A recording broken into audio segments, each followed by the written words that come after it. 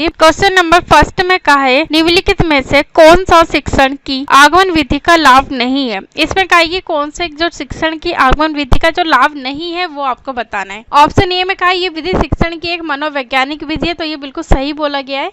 Option B में कहा है इस विधि द्वारा सीखने में शक्ति तथा समय दोनों अधिक लगते हैं। या ऑप्शन सी रहेगा आगमन विधि में ज्ञान प्राप्त करते हुए बालक को सीखने के प्रत्येक स्तर को पार करना पड़ता है, इससे शिक्षण जो है वो प्रभावशाली बन जाता है, तो ये बिल्कुल सही बोला गया है। और ऑप्शन डी में कहते हैं इस विधि में बालक उदाहरणों का विश्लेषण करते हुए सामान्य नियम स्वयं निकाल लेते हैं और इससे उनका जो मानसिक विकास है वो भी सरलता पूर्वक हो जाता है, तो बिल्कुल डी में भी सही बोला गया। इस पे हमसे बोला है जो आगमन विधि का लाभ नहीं है, नहीं बताना है हमें। इसका जो राइट आंसर रहेगा ऑप्शन नंबर बी रहेगा। क्यों रहेगा वो आपको बताती हूँ। क्योंकि आगमन विधि का जो लाभ नहीं है वो है इस विधि द्वारा सीखने में शक्ति तथा समय दोनों अधिक लगते हैं, तो ये गलत बोला गया है। ऑप्शन ए में, सी में और डी में जो कथन दिए गए हैं वो बिल्कुल आगमन विधि के लिए बिल्कुल सही कहा गया है, यानी कि इससे आगमन विधि से बेनिफिट होते हैं पढ़ाने से। ऑप्शन ए में कहा ये विधि जो है वो शिक्षण की एक मनोवैज्ञानिक विधि है। हाँ, तो जो आगमन विधि से जब पढ़ाया जाता है ये शिक्षण की जो है वो एक मनोवैज्ञानिक विधि मानी जाती है, यानी कि मनोवैज्ञानिक तरीके से विधि के द्वारा ही छात्रों को पढ़ाया जाता है। और ऑप्शन सी में कहता है कि आगमन विधि में ज्ञान प्राप्त करते हुए जो बालक को सीखने के जो प्रत्येक स्तर को पार करना पड़ता है, तो ताकि जो उनका शिक्षण है जो वो सीख रहे वो प्रभावशाली बन सके और लंबे समय तक छात्रों में ज्ञान जो है वो स्थिर रह सके। और ऑप्शन डी में जो दिया था कि इस विधि में बालक उदाहरणों का विश्लेषण करते हुए जो सामान्य नियम स्वयं निकाल लेते हैं और इससे उनका जो मानसिक विकास है वो भी सरलता पूर्वक हो जाता है। कि इसमें क्या होता है कि जो छात्रों को उदाहरण दिया जाता है, एग्जाम्पल देते हैं, उनका वो एनालिसिस कर पाते, विश्लेषण कर पाते और जो सामान्य नियम होते हैं वो खुद छात्र निकाल लेते हैं और इनसे जो उनका मानसिक विकास है ना वो भी अच्छी तरीके से हो पाता है। और क्वेश्चन के अकॉर्डिंग जो आंसर रहेगा वो बी रहेगा। निम्नलिखित में से कौन सा शिक्षण की आगमन विधि का दोष नहीं है। इसमें पूछे कि आगमन विधि का जो दोष नहीं है वो आपको बताना है, कौन सा दोष नहीं है। ऑप्शन ए में कहा यह विधि छोटे बालकों के लिए उपयुक्त नहीं है, इनका प्रयोग केवल बड़े और वह भी बुद्धिमान बालक ही कर सकते हैं, तो ये गलत बोला गया है ऑप्शन नंबर ए में। और जबकि आगमन विधि में क्या होता है, हम छोटे बालकों के लिए सबसे महत्वपूर्ण विधि मानी जाती है प्राइमरी लेवल के लिए। और ऑप्शन बी में कहा है आगमन विधि द्वारा सीखते हुए यदि बालक किसी आशु सामान्य नियम की ओर पहुंच जाए तो उन्हें सत्य की ओर लाने में उनके कठिनाइयों का सामना करना पड़ता है, तो ये भी गलत बोला गया है। और ऑप्शन सी में कहा इस विधि द्वारा प्राप्त किया हुआ ज्ञान स्वयं बालक को खोजा हुआ ज्ञान होता है और अतः ऐसा ज्ञान उनके मस्तिष्क का स्थायी अंग बन जाता है। ऑप्शन डी को भी देख लेते क्या पता इससे अच्छा आंसर हो हमारा। आगमन विधि द्वारा केवल सामान्य नियमों की खोज ही की जा सकती है, अतः इस विधि द्वारा प्रत्येक विषय की शिक्षा नहीं दी जा सकती, तो ऑप्शन डी में भी गलत बोला गया है। और इसमें हमसे कहा था कि दो दोष नहीं है वो आपको बताना था जो सही आंसर है, तो सही आंसर रहेगा ऑप्शन नंबर सी रहेगा। क्यों रहेगा वो आपको बताती हूँ। क्योंकि आगमन विधि में क्या होता है कि इस विधि के द्वारा जब प्राप्त किया हुआ जो ज्ञान होता है ना छात्रों और बालकों में, वो जो खोजा हुआ ज्ञान होता है वो होता है कि ऐसा ज्ञान उनके जो मस्तिष्क का स्थायी अंग बन जाता है। जो छात्र जब चीज़ों को खुद करेंगे और जब चीज़ों पे जो अपने तथ्य खुद स्पष्ट करेंगे, चीज़ों को बार बार करके देखेंगे, जो नियम भी खुद ही बनाएंगे, इससे उनका जो ज्ञान है ना वो लॉन्ग टाइम तक रहेगा, यानी कि स्थिर रहता है और मस्तिष्क का भी अच्छी तरीके से विकास हो पाता है और स्थायी ज्ञान की प्राप्ति होती है, ताकि जो छात्र वो खुद ही वैज्ञानिक तरीके से खोजबीन करके इस विधि का उपयोग कर पाते हैं, तथ्यों को खुद ही स्पष्ट कर पाते हैं। वो लिखी हुई जो सामग्री है उस पर विश्वास नहीं करते, अपने बनाए हुए नियम पर ही विश्वास करते हैं। अगले क्वेश्चन को डिस्कस करते हैं। शिक्षण की डैश यानी खालिस्तान उस विधि को कहते हैं जिसमें सामान्य से विशिष्ट अथवा सामान्य नियम से विशिष्ट उदाहरण की ओर बढ़ा जाता है। इसमें क्या है कि कौन सी ऐसी शिक्षण की विधि है जिसमें सामान्य से विशिष्ट की ओर जाया जाता है या फिर बढ़ा जाता है। ऑप्शन ए में कहा निगमन विधि के द्वारा ऐसा होता है, या फिर ऑप्शन बी में कहा आगमन विधि के द्वारा होता है, या ऑप्शन सी में कहा परियोजना विधि के द्वारा होता है, या फिर ऑप्शन डी रहेगा इनमें से कोई नहीं, ना निगमन विधि, ना आगमन विधि, ना परियोजना विधि, तीनों ही गलत है। तो इसका जो राइट आंसर रहेगा ऑप्शन नंबर ए रहेगा। क्यों रहेगा? क्योंकि निगमन विधि के द्वारा ही सामान्य से विशिष्ट उदाहरण की तरफ बढ़ा जाता है, यानी कि विद्यार्थियों को बढ़ाया जाता है। पहले छात्रों को अगर जैसा एग्जाम्पल लेते हैं कि त्रिभुज के तीनों कोणों का योग 180 डिग्री होता है, तो छात्रों को पहले ही फॉर्मूला बता दिया जाता है कि हाँ त्रिभुज के तीनों कोणों का योग 180 डिग्री होता है। पहले सामान्य नियम बता दिए जाते हैं, उसके बाद छात्र खुद क्वेश्चन को सॉल्व करने लग जाते हैं, यानी सामान्य से विशिष्ट की ओर बढ़ाया जाता है इसमें। और ऑप्शन बी में क्या है, आगमन विधि। आगमन विधि में क्या करते हैं छात्र, पहले विशिष्ट से सामान्य की ओर बढ़ते हैं कि छात्र पहले खुद सोचते कि हाँ त्रिभुज के तीनों कोणों का योग 180 डिग्री है, तो वो क्यों होता है वो बताए हुए नियमों पर कभी विश्वास नहीं करते, वह खुद स्पष्ट करते कि हाँ त्रिभुज के तीनों कोणों का नियम 180 डिग्री होता है। पहले खुद देखते हैं, खुद को क्वेश्चन को सॉल्व करते और खुद जब फॉर्मूले बनाते क्रिएट करते उसके बाद ही वो भरोसा करने लग जाता है कि हाँ त्रिभुज के तीनों कोणों का योग 180 डिग्री होता है। मगर निगमन विधि का प्रयोग उच्च प्राथमिक स्तर पे किया जाता है और आगमन विधि का जो प्रयोग है वो प्राइमरी लेवल पे किया जाता है। मगर आगमन विधि के द्वारा सभी विषयों को पढ़ाया नहीं जाता है क्योंकि इसे पढ़ाने में समय अधिक लगता है और निगमन विधि के द्वारा कम समय में छात्रों को ज्यादा से ज्यादा पढ़ाया जा सकता है। अगले क्वेश्चन को डिस्कस करते हैं, निम्नलिखित में से कौन सा शिक्षण की निगमन विधि का दोष नहीं है। इसमें कहेगी जो निगमन विधि है ना, निगमन विधि का जो दोष नहीं है, जो सही है वो आपको बताना है। ऑप्शन ए में कहा इस विधि में सामान्य से विशिष्ट की ओर, अज्ञात से ज्ञात की ओर तथा अमूर्त से मूर्त की ओर चलना पड़ता है। इस दृष्टि से ये विधि शिक्षण की मनोवैज्ञानिक विधि मानी जाती है। यह ऑप्शन बी रहेगा, इस विधि द्वारा कक्षा के सभी बालकों को एक ही समय में पढ़ाया जा सकता है। यह ऑप्शन सी रहेगा, ये सभी नियमों अथवा सिद्धांतों को बलपूर्वक रटने के लिए बाध्य करती है। परिणाम स्वरूप बालक पाठ में कोई रुचि नहीं लेते। यह ऑप्शन डी रहेगा, इस विधि से बालकों को अपनी निजी प्रयासों द्वारा ज्ञान को खोजने का कोई अवसर नहीं मिलता, इससे उनमें मानसिक दक्षता विकसित हो जाती है। तो दोष जो नहीं है वो आपको बताना था। इसका जो राइट आंसर रहेगा वो रहेगा ऑप्शन नंबर बी। क्यों रहेगा वो आपको बता दी, यानी कि निगमन विधि में जो दोष नहीं है वो बताना था कि जो इस विधि के द्वारा जो कक्षा के सभी बालकों को एक ही समय में पढ़ाया नहीं जा सकता। यानी कि जो निगमन विधि, क्योंकि आपको पता है कि एक क्लास में अगर 30 बच्चे एग्जाम्पल लेते, 30 में से 30 कभी एक साथ नहीं पढ़ सकते और हर किसी में इंडिविजुअली डिफरेंट होता है। कोई भी छात्र की अपनी एबिलिटी होती है, अपनी योग्यता होती है, योग्यता के अनुसार ही बच्चे सीखते हैं। इसलिए जो दोष नहीं है तो वो रहेगा ऑप्शन नंबर बी की इस विधि द्वारा कक्षा के सभी बालकों को एक ही समय पढ़ाया जा सकता है। अगले क्वेश्चन को डिस्कस करते हैं, निम्नलिखित में से कौन सा शिक्षण की निगमन विधि का गुण है। इसमें बताने की जो निगमन विधि है ना, निगमन विधि का कौन सा गुण माना जाता है वो आपको बताना है। ऑप्शन ए में कहा इस विधि के प्रयोग से समय तथा शक्ति दोनों की बचत होती है। या ऑप्शन बी रहेगा, निगमन विधि द्वारा रटा हुआ ज्ञान बालकों के मस्तिष्क का स्थायी अंग नहीं बनता, तो ये भी गलत बोला गया है। या ऑप्शन सी रहेगा, बालकों में रचनात्मक प्रवृत्ति होती है अतः वे वस्तुओं को बनाने, बिगाड़ने अथवा तोड़ने फोड़ने में रुचि लेते हैं, पर निगमन विधि केवल अमूर्त चिंतन पर ही बल देती है, तो ये भी गलत बोला गया ऑप्शन नंबर सी में। और डी में कहा कि इससे बालकों की रचनात्मक शक्तियां अविकसित ही रह जाती। तो इसका जो राइट आंसर है यानी कि जो निगमन विधि का गुण माना जाता है वो है ऑप्शन नंबर ए के अकॉर्डिंग। क्यों रहता है वो आपको बताती हूँ। क्योंकि जो निगमन विधि का गुण है वो है कि इस विधि के प्रयोग से समय तथा शक्ति दोनों की बचत होती है। यानी कि ये जो निगमन विधि का प्रयोग किया जाता है ना, ये उच्च प्राथमिक स्तर पर किया जाता है कि एक ही समय पे छात्रों को ज्यादा से ज्यादा सिखाया जा सके। जैसे मैंने एग्जाम्पल आपको बताया था कि जैसे अगर छात्रों को पढ़ाना है कि त्रिभुज के तीनों कोणों का योग 180 डिग्री है, तो 180 डिग्री होते छात्रों को ये तो नहीं पता होता कि 180 डिग्री क्यों होते हैं, मगर उन्हें पहले फॉर्मूला बता दिया जाता है। फॉर्मूला के बाद ही जो छात्र है वो अपने क्वेश्चंस करने लग जाते हैं। मगर निगमन विधि के द्वारा क्या होता है कि छात्र खुद खोजबीन नहीं कर पाते और जो ज्ञान होता है वो भी स्थायी नहीं रहता। यानी चलिए अगले क्वेश्चन को डिस्कस करते हैं। पर्यावरण अध्ययन के शिक्षण हेतु इकाई विधि के प्रयोग का लाभ क्या है। इसमें पूछा है कि जो यूनिट मेथड है ना, उसके जो प्रयोग है उसका प्रयोग करने का क्लास में क्या बेनिफिट होता है, क्या लाभ होता है, वो आपको बताना है एक शिक्षक के लिए। ऑप्शन ए में कहा इस विधि के प्रयोग में प्राप्त समय लगता है। या ऑप्शन बी रहेगा बालकों में विषय के प्रति रुचि उत्पन्न करती है। या ऑप्शन सी रहेगा समय सीमा का मिश्रण नहीं है। या ऑप्शन डी रहेगा इस प्रकार के ज्ञानोपार्जन के लिए उपयुक्त नहीं है। इसका राइट आंसर रहेगा ऑप्शन नंबर बी रहेगा। क्यों रहेगा वो आपको बताती हूँ।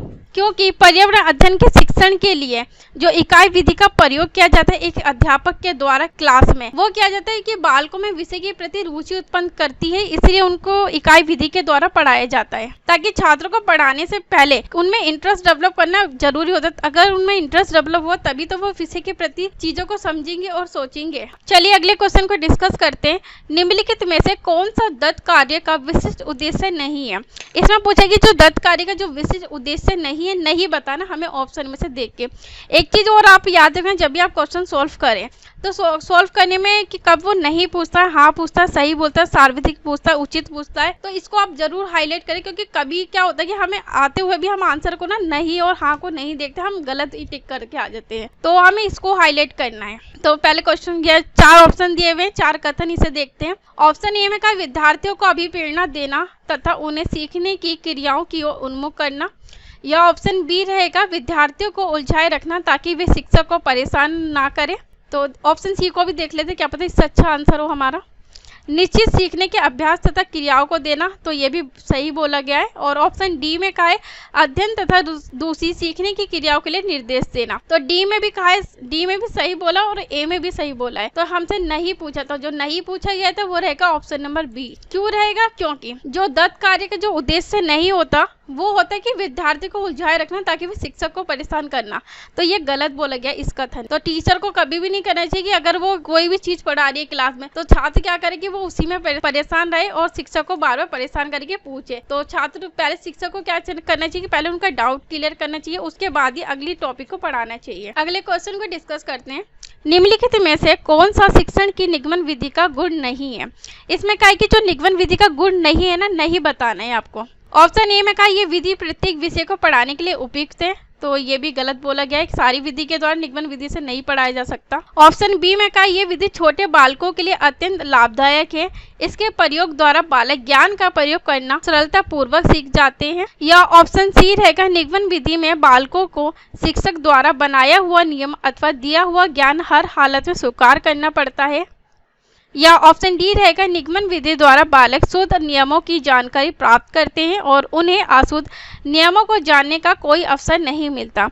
क्वेश्चन के अकॉर्डिंग हमसे पूछा था कि जो गुण नहीं है तो वो क्यों रहेगा वो आपको बताती हूँ। यानी कि जो निगमन विधि का गुण नहीं है वो है ऑप्शन नंबर सी, क्योंकि निगमन विधि में बालकों को शिक्षक द्वारा बनाया हुआ जो नियम होता है ना, नियम दिया हुआ ज्ञान हर हालत में स्वीकार करना पड़ता है। तो ये गलत बोला गया है कि जरूरी नहीं कि जो शिक्षक ने जो भी अपने नियम बनाए, नियमों को कोई भी चीज है कि छात्र को स्वीकार करना है तो करना है, तो ये गलत बोला गया है। तो ऐसा जबकि नहीं होना चाहिए। जैसे मैंने अभी एग्जाम्पल बताया कि त्रिभुज के तीनों कोणों का योग 180 डिग्री होता है, जो अध्यापक क्या करे कि वो बता दे कि हाँ त्रिभुज के तीनों कोणों का योग 180 डिग्री होता है, फॉर्मूला बता दे, तो क्वेश्चन उससे क्या होता है कि जल्दी जल्दी सॉल्व कर ले। अगले क्वेश्चन को डिस्कस करते हैं। समस्या विधि औपचारिक शिक्षण विधियों से भिन्न है, क्योंकि इसमें क्या होता है, इसमें पूछा कि जो समस्या विधि का जो प्रयोग किया जाता है औपचारिक शिक्षण विधि से क्यों अलग है, क्यों भिन्न है, वो बताना है आपको। 4 कथन दिए, 4 कथन में से हमें जो सही आंसर है वो बताना है। ऑप्शन ए में कहा विद्यार्थियों का सक्रिय सहयोग तथा संलग्नता रहती है।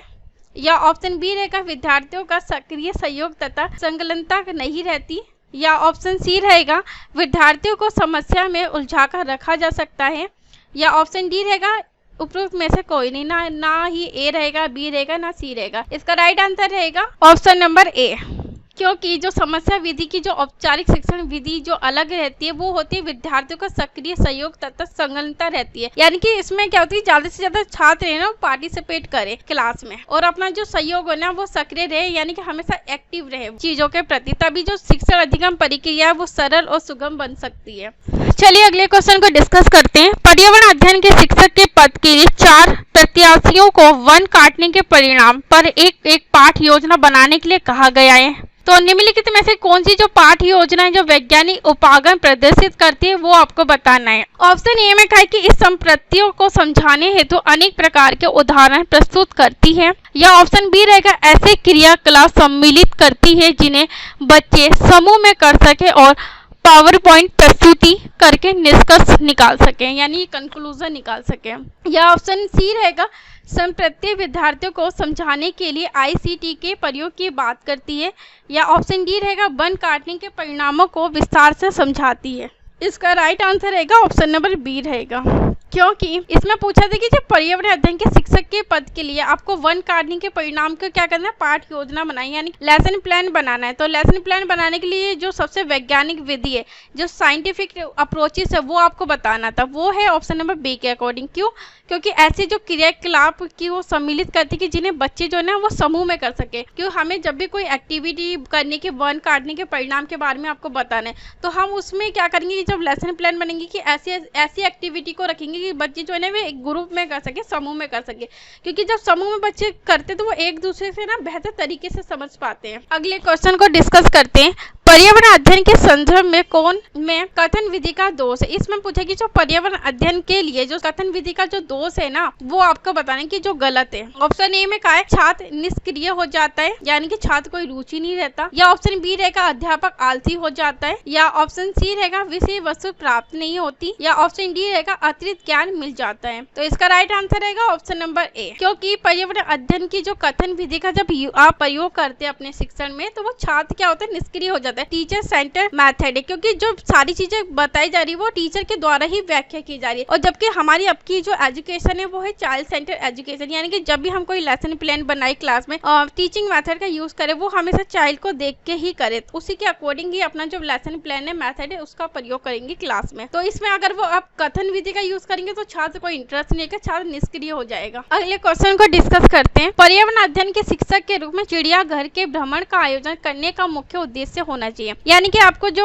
पर्यावरण अध्ययन के शिक्षक के रूप में आप अगर चिड़ियाघर के भ्रमण पे ले जाने, ट्रिप पे ले जाने का एक आयोजन करें, प्लानिंग कर रहे बच्चों को, तो उसके पीछे का जो उद्देश्य है शिक्षक के द्वारा वो क्या होना चाहिए कि मोटिव है कि आप वो भ्रमण का आयोजन तो कर रहे चिड़ियाघर ले जाने के लिए, जू का, तो वो उसका जो उद्देश्य है वो उनको सीख देखने से छात्रों में क्या चीज विकसित होगी वो बताना कि टीचर का मोटिव क्या है इसे करने का। ऑप्शन ए में क्या है शिक्षा की गुणवत्ता के बारे में अभिभावकों को संतुष्ट करना, या ऑप्शन बी रहेगा शिक्षार्थियों को आनंद और मजा उपलब्ध कराना, या ऑप्शन सी रहेगा नित्य शिक्षण कार्यक्रम की एकता को बदलना, या ऑप्शन डी रहेगा शिक्षार्थियों को सक्रिय अधिगम अनुभव उपलब्ध कराना। इसका जो राइट आंसर रहेगा ऑप्शन नंबर डी रहेगा। क्यों रहेगा? क्योंकि आपको पर्यावरण अध्ययन में क्या करना है कि आपको भ्रमण पे ले जाना है कि चिड़ियाघर यानी को ले जाना है, तो उसके जो पीछे का जो मोटिव और उद्देश्य है आयोजन करने का वो है शिक्षार्थियों को सक्रिय अधिगम अनुभव उपलब्ध करवाना, यानी कि जो बताया हुआ किताबी ज्ञान है ना उसे छात्रों के बाहरी जीवन के साथ जोड़ना। और हमारी एनसीईआरटी की बुक में कई बार बोला गया कि जब भी छात्र को पढ़ाए तो उसका जो भारी ज्ञान है उसके साथ जोड़कर पढ़ाना चाहिए, यानी कि जो आपने किताब में पढ़ा है, किताब में पढ़ाने के बाद जो अपने छात्र अगर अपने परिवेश में चीजें देखते हैं तो उससे बेहतर तरीके से समझ पाते। चलिए अगले क्वेश्चन को डिस्कस करते हैं।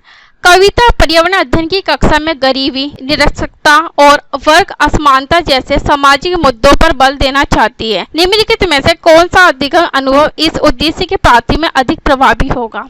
ऑप्शन ए में कहा है कि शिक्षार्थी को संबंधित मुद्दों पर स्लोगन लिखने के लिए कहना, या ऑप्शन बी रहेगा संबंधित मुद्दों पर विशेष व्याख्यानों का आयोजन करने, यानी कि व्याख्या देना, सब जो मुद्दे हैं उस पर व्याख्या देना। तो ये गलत बोला गया और ऑप्शन ए में भी गलत कहा है। ऑप्शन सी में कहा है शिक्षार्थियों को संबंधित सामाजिक मुद्दों पर चार्ट तैयार करने के लिए कहना, तो ये भी गलत बोला गया है। और ऑप्शन डी में कहा शिक्षार्थियों को संबंधित जानकारी एकत्रित करने और विश्लेषण करने के लिए सामूहिक परियोजना लेने के लिए कहना। तो क्वेश्चन के अकॉर्डिंग हमारा जो आंसर रहेगा वो डी रहेगा। क्यों रहेगा वो आपको बता दी, यानी कि जो कविता है पर्यावरण अध्ययन की कक्षा में जैसे गरीबी, निरक्षरता और जैसे वर्ग असमानता जैसे सामाजिक मुद्दों पर उसे पढ़ाना है, तो जो सबसे प्रभावी रहेगा और जो बताने का जो उद्देश्य है वो आपको बताना था, तो इससे रहेगा ऑप्शन नंबर डी हमारा राइट आंसर। क्योंकि शिक्षार्थियों को संबंधित जानकारी एकत्रित करने और विश्लेषण यानी कि एनालिसिस करने के लिए सामूहिक यानी कि ग्रुप में परियोजना लेने के लिए कहना, ताकि जब बच्चे ग्रुप में करेंगे एक्टिविटी तो चीजों को अच्छी तरीके से एनालाइज कर पाएंगे और जो जानकारी है उसे भी अच्छी तरीके से इकट्ठी कर पाएंगे जो सही रहेगी। अगले क्वेश्चन को डिस्कस करते हैं। प्रयोगशीलता, खोजना, जांच पड़ताल और प्रश्न पूछना पर्यावरण अध्ययन के सक्रिय अधिगम के अनिवार्य तत्वों का निर्माण करते हैं। एक शिक्षक खाना जो हमें खाना चाहिए की संकल्पना यानी कॉन्सेप्ट को के बारे में बताने के लिए निम्नलिखित गतिविधियों यानी कि जो एक्टिविटी की व्यवस्था किस प्रकार से करेंगे वो आपको बताने की अध्यापक को किस प्रकार से एक्टिविटी को करनी चाहिए व्यवस्थित। ऑप्शन 4 दिए हुए हैं, यानी कि 4 गतिविधियों में से कौन सी जो सक्रिय अधिगम को संतुष्ट करेगी, अच्छी रहेगी, वो आपको बताना था क्वेश्चन के अकॉर्डिंग। ऑप्शन ए में कहा है प्रकरण पर एक वीडियो दिखाता है, यानी कि जो आपने टॉपिक पढ़ा है टॉपिक पे एक वीडियो दिखाता है, तो ये गलत बोला गया, ये गलत रहेगा। और ऑप्शन बी में कहा सामपट पर उस प्रकार के सभी भोज्य पदार्थों के चित्र बनाता है, तो ये भी गलत बोला कि सिर्फ आप चित्र बनाते जाए वो ब्लैक बोर्ड पर छात्र समझे नहीं, तो ये भी गलत बोला गया है।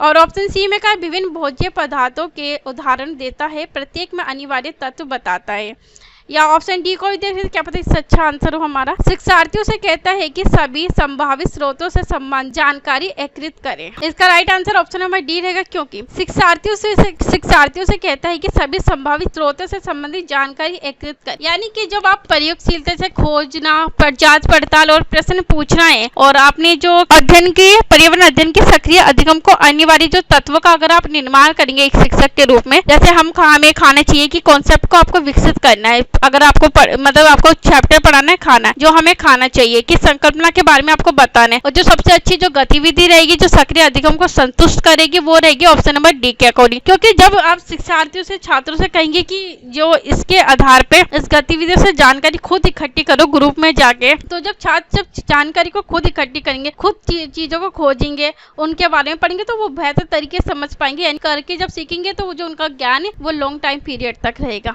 और वो स्थायी रहेगा, स्थिर रहेगा। चलिए आज की क्लास को यही समाप्त करते हैं। अगले क्लास में अगले टेस्ट सीरीज से रिलेटेड क्वेश्चन को डिस्कस करेंगे। और अगर आपको इसकी पीडीएफ चाहिए, पीडीएफ के लिए आपको टेलीग्राम चैनल पे ज्वाइन होना पड़ेगा।